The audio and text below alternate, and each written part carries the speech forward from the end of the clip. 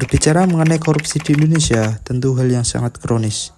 Banyak kasus-kasus yang sering muncul belakangan ini terjadi. Jumlahnya meningkat dari tahun ke tahun. Prabowo Subianto melalui jajaran penegak hukumnya membongkar sejumlah kasus korupsi. 3 hakim Pengadilan Negeri Surabaya diringkus dalam operasi tangkap tangan karena dugaan menerima suap. Pasca temuan 1 triliun di rumah Zarov, Kejaksaan kemudian menangkap terpidana Ronald Tanur di Surabaya untuk dieksekusi.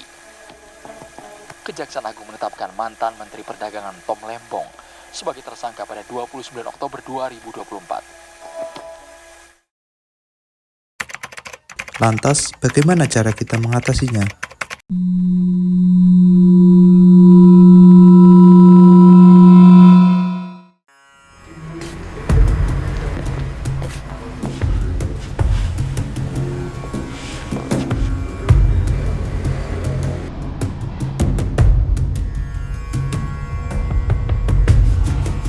Oke, kau record atau kurung? Wes tak record. Balik.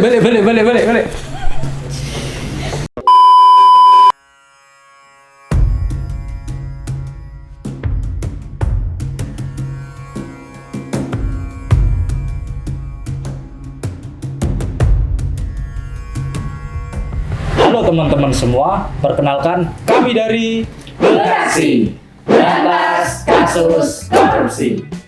Kami di sini akan melakukan pencegahan dan pemberantasan atau bisa disebut dengan anti korupsi, yaitu dengan cara sosial eksperimen.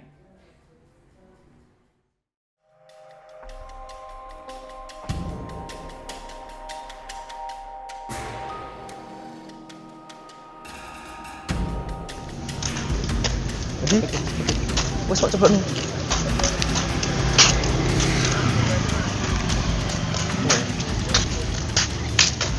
Seket. Oke. Suan ya Mas. Mas, kita dari UIN 1 project mau tentang anti korupsi. Nggih, Wow, sosial eksperimen. Nah, niku masih kamera niko kamerane teng mriko. Iki yang diupload teng YouTube gimana Mas? Iki lho. Mboten napa-napa. Sekali niki wonten selebarane, Amit. Iya. Amit Mas. Makasih Mas. Makasih, guys. Mbak. Makasih Mas.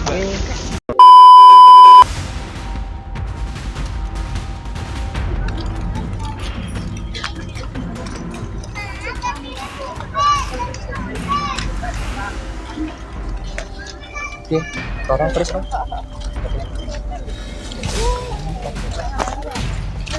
Gimana sama ini?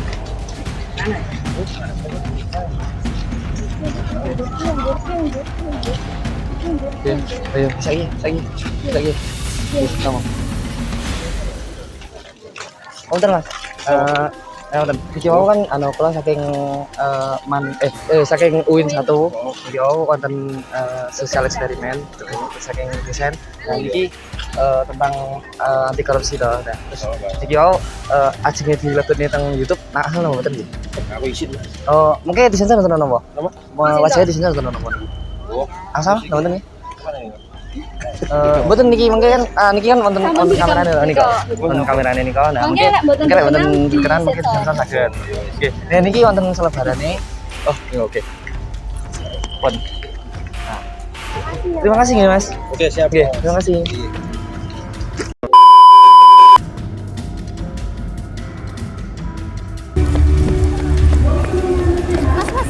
dompetnya jatuh.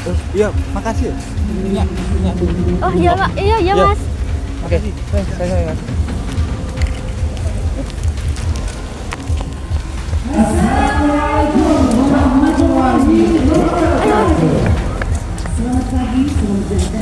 Itu tadi kami dari mahasiswa UIN 1, nah tadi itu mengadakan sosial eksperimen tentang anti korupsi lah Mas itu. Nah itu mengetes kejujuran dari orang. Itu kan berarti itu kan katanya dompetnya Mas. Nah itu bagian dari sosial eksperimen kami. Karena itu kami mau membagikan barang ini untuk Mas. Oh ya, sama-sama ya. Makasih. Ya. Oh ya Mas. Makasih.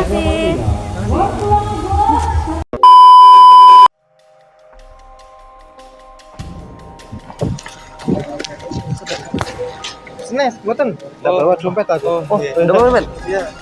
Mas.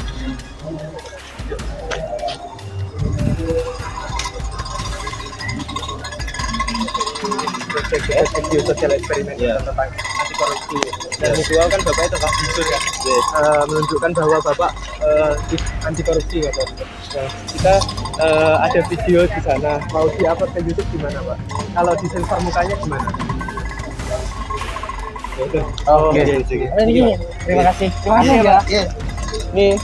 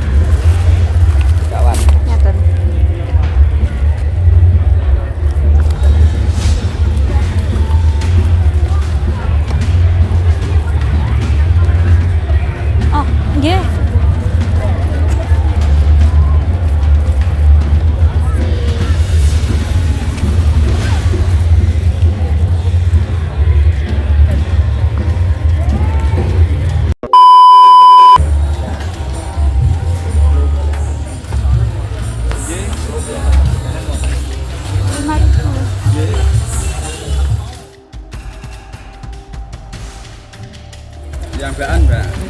Nggih.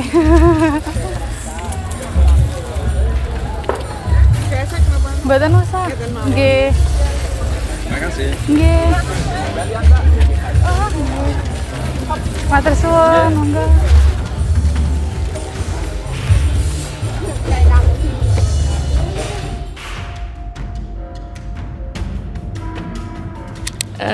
Korupsi itu ya perbuatan yang tidak baik lah. Otomatis kan ya kalau korupsi berarti mengambil sesuatu yang bukan miliknya kan. Nah pastinya merugikan orang banyak. Ya sebenarnya gimana ya, korupsi itu ya sangat merugikan rakyat terutama. Tapi ya khususnya semua warga lah. Kalau bisa ya bukan hanya di sekedar kalangan pejabat, kalangan yang maksud saya yang punya dudukan tinggi ya, dari kalangan terendah pun harusnya ada sosialisasi tentang korupsi. Ya pertama ya harus jujur, itu harus, terutama ya harus jujur diri sendiri.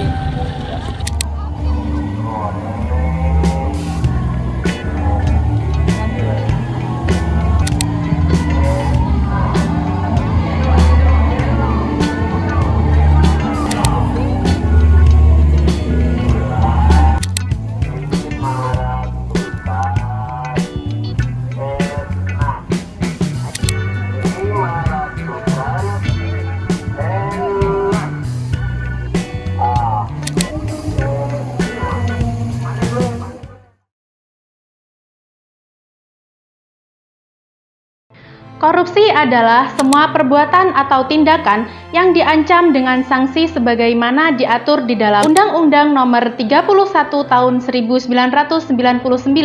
tentang Pemberantasan Tindak Pidana Korupsi dan Undang-Undang Nomor 20 Tahun 2001 tentang perubahan atas Undang-Undang Nomor 31 Tahun 1999 tentang Pemberantasan Tindak Pidana Korupsi.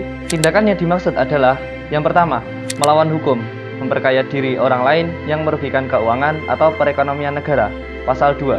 Yang kedua, menyalahgunakan kewenangan karena jabatan atau kedudukan yang dapat merugikan keuangan atau kedudukan yang dapat merugikan keuangan atau perekonomian negara, pasal 3. Yang ketiga, penyuapan, pasal 5, pasal 6, dan pasal 11. Yang keempat, penggelapan dalam jabatan, pasal 8, 9, dan 10. Yang kelima, pemerasan dalam jabatan, pasal 12. Yang keenam, berkaitan dengan pemborongan, pasal 7. Dan yang terakhir, gratifikasi, pasal 12B dan pasal 12C. Sebagai bagian dari masyarakat, kita harus mengetahui ciri-ciri korupsi yang mungkin saja tanpa disadari terjadi di lingkungan sekitar. Misalnya, yang pertama, markup atau pembengkakan anggaran, yakni tindakan mempermainkan anggaran, yaitu dana yang semula dibuat bisa dilebih-lebihkan atau diada-adakan. Umumnya, kegiatan ini kerap dilakukan pada proyek-proyek infrastruktur, bangunan, hingga teknologi. Yang kedua, uang damai untuk polisi ketika melanggar aturan lalu lintas merupakan cikal bakal korupsi dalam diri sendiri. Nah, berikutnya adalah penyunatan atau pemotongan dana desa yang sebelumnya digunakan untuk mensejahterakan dan memberdayakan masyarakat seperti pembangunan, akses jalan maupun sebagainya. Nah, dana tersebut dipotong atau disunat untuk kepentingan pribadinya. Yang terakhir yaitu korupsi masalah jabatan. Nah, contohnya ada seseorang yang ingin dirinya mendapat jabatan yang tinggi, seorang tersebut menyuap atasannya atau HRD-nya. Berdasarkan fakta di lapangan, moral hampir semua pemimpin di Indonesia sudah rusak. Ketika atasan memberikan contoh buruk, bawahan pun akan mengikuti. Tidaklah mengherankan jika rakyat mencontoh para pemimpin yang melakukan tindakan tidak etis seperti korupsi. Hal ini menciptakan suatu lingkaran yang saling berkaitan. Ketika pejabat tidak jujur atau korupsi, penegak hukumnya tidak adil, rakyat menjadi tidak produktif, karyawan kehilangan loyalitas, masyarakat tidak mampu bekerja sama, serta kurangnya empati, keteguhan hati, dan komitmen. Pada dasarnya, semua fenomena itu terjadi karena sebuah akar permasalahan, yaitu nilai moral. Nilai moral mulai tergerus dan tidak teridentifikasi dalam negeri kita. Maka dari itu, kita harus menanamkan sikap-sikap anti korupsi pada diri individu sejak dini, karena semua tindakan terakar dari diri sendiri. Nilai-nilai tersebut diantaranya, yakni kejujuran, keadilan, tanggung jawab, kerja keras, keberanian, dan kedisiplinan. Mencegah lebih baik daripada mengobati. Untuk itu, perlu dilakukan tindakan preventif yang bersifat pencegahan, yang bertujuan mempersempit peluang terjadinya tindak pidana korupsi, terutama pada tata kelola pemerintahan dan layanan kepada masyarakat.